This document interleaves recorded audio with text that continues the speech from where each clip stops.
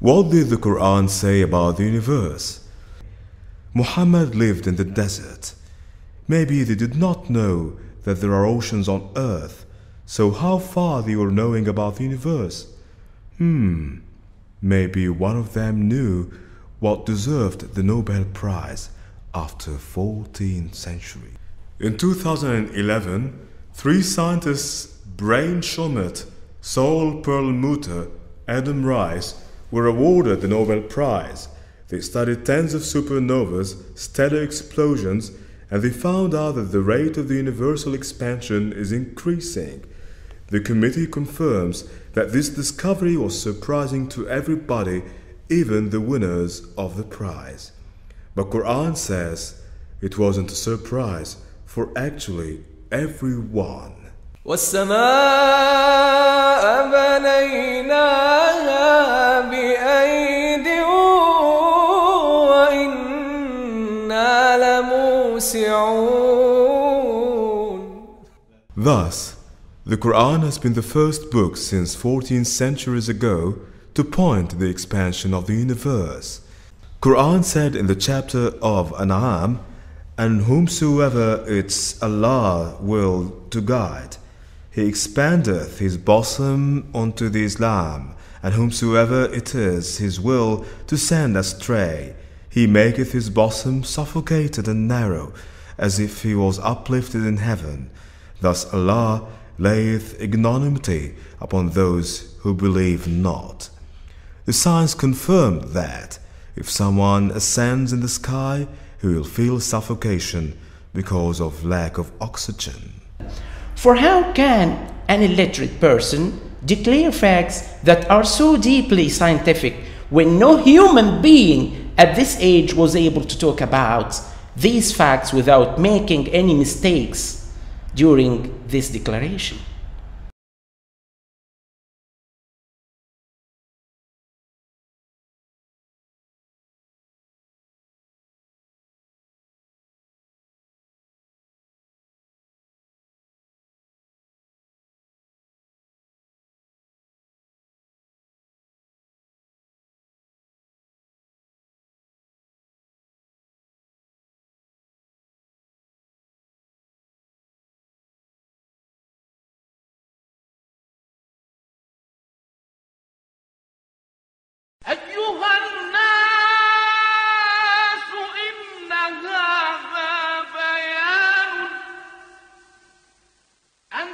I'm not looking for Islam. I'm looking for the truth. Whenever, whatever, and wherever it is, I just want a proof. Second, the miraculous scientific aspect of the Quran.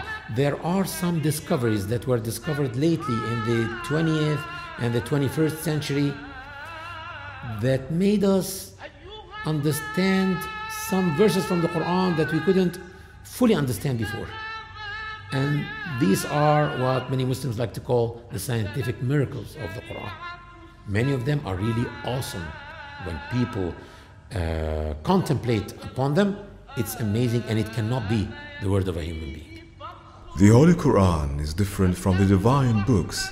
It's different from all other religious books because it's filled with universal connotations.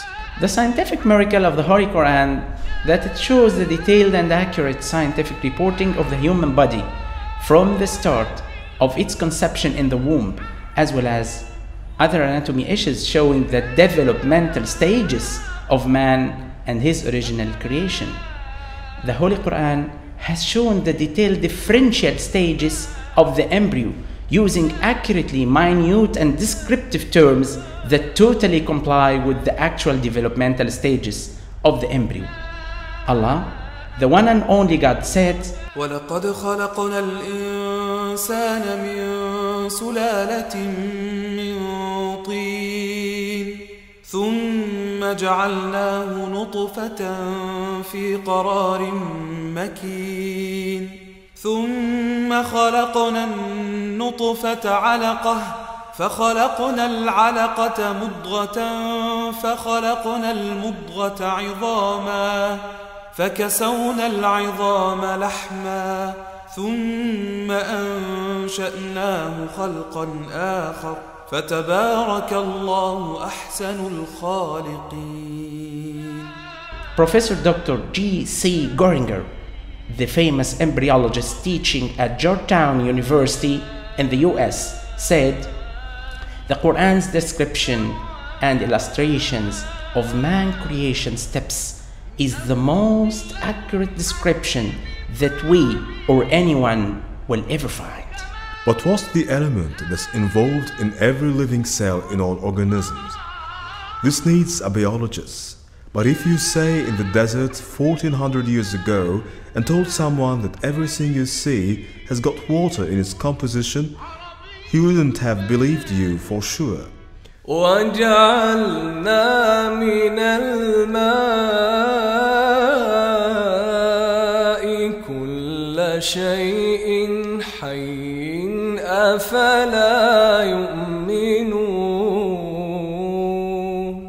There was no proof of that fact until the microscope was invented. So, we had to wait till it was discovered that the protoplasm, which is the main substance in the cell, is about 80% water. So in 1694 it was a theory which is called the pre-formation creation, and this is supported by Hartzucker, and he has shown that the man created from the sperm only, and he introduced a drawing to this which was laughing now if you see it. By 1839, the two Germans, Schwann and Schleiden, has identified the cells of a man, and they mentioned that this is the fundamental for the human creation. By 1985, those scientists has realized that the sperm is a living cell as well as the ovum. خُلِقَ مِن مَّاءٍ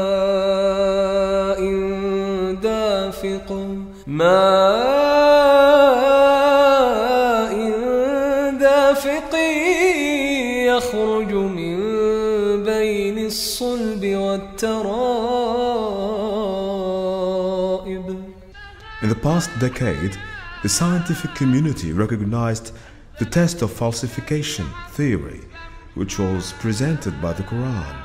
If you claim this book is untruthful, do so to prove it. Write verses like this. Try to falsify its facts. For 14 centuries, no one could do it, which proves it's a true book.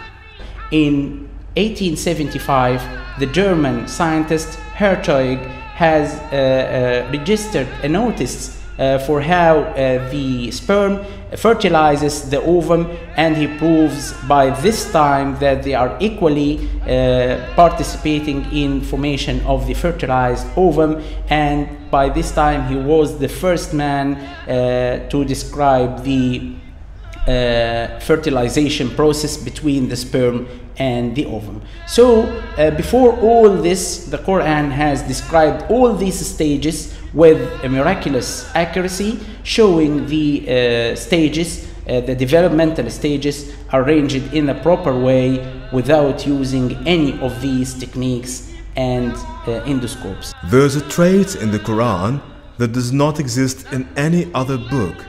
When the Quran mentions certain information, it would say to the reader, there is not any manuscript that says, you didn't know it before, neither you nor your people. The polytheists of Mecca, who were in a fierce animosity with Islam, did not disclaim this information, saying that they are not new, or that they knew from where Muhammad brought this, or they already know it. They could never challenge the information because they were really new to them. Professor Dr. Maurice Bucaille, the famous French surgeon, said, the full match between the Quran and modern science totally refutes and disapproves the assumptions made by those who claim and perceive that the Quran is the words of Muhammad, sallallahu alayhi wasallam. So these arrangements, this is very comprehensive expressions from Quran assure that these are the words of Allah, not sure words of any human being, including Prophet Muhammad sallallahu alayhi wasallam.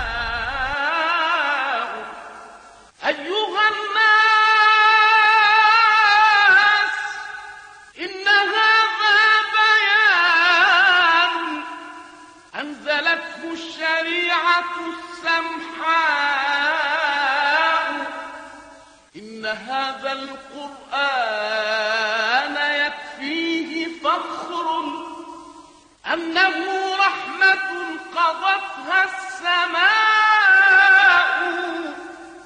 جاء بالحق أيها الناس إن هذا بيان أنزلته الشريعة. When the Quran talks about the organisms, it shows extreme accuracy of expression. In Arabic, the word changes according to gender. So the Quran uses the term that expresses the bees that build the bee cells are females. How did Muhammad know that? Also, when Quran talks about the ants, he said that حتى إذا أتوا على واد النمل قالت نملة يا أيها النمل ادخلوا مساكنكم لا يحطمنكم سليمان وجنوده وهم لا يشعرون. he said it's a female ant, and he proved that the ants have a female queen. Then Quran said that the ant talked to the other ants. This was a science fiction at that time. But that's exactly what Professor Robert Heikling discovered in the 90s. And after 6 years from studying that the insects are really talking with actual voice, after a few words there is another hint that the Quran used the term crack, not any other verbs. And now we know the ants have external solid skeleton that is actually cracked under pressure. How did Muhammad know these accurate facts? Not only Professor Dr. Maurice Bucaille, the famous French surgeon, but also Professor Dr. Charles Baltimore, Professor of Neurosurgery at Cornell University in the United States, who said, after he knew of the verse 56 in Surah An-Nisa in Quran, where Almighty says, as often as their skins are roasted through, fully burnt, we shall change them for fresh skins that they may test the penalty. After his acknowledgement of this verse, he thought and then said that the function of pain sensitivity and how it happens was something we needed to study for decades, and the Holy Quran said it in just one statement.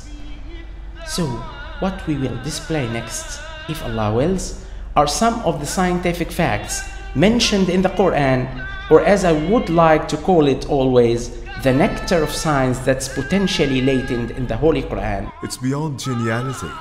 All of these miracles, all of those facts, legislation, philosophy, astronomy, biology, without one mistake, without any one little mistake, it can never be a human feature.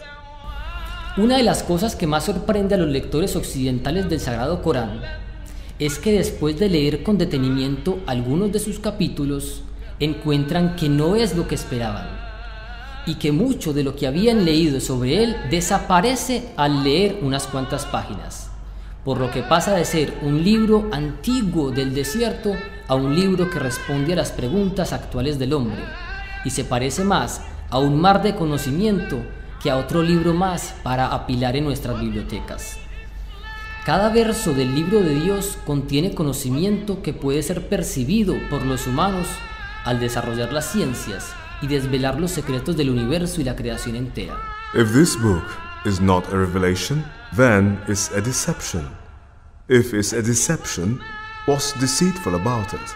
Certainly, if the skeptics insist on their claims that the Quran is a deception, then they have to bring in evidence to support their claim. Otherwise, you would never have the right to do this. إن هذا القرآن يكفيه فخر أنه رحمة قضتها السماء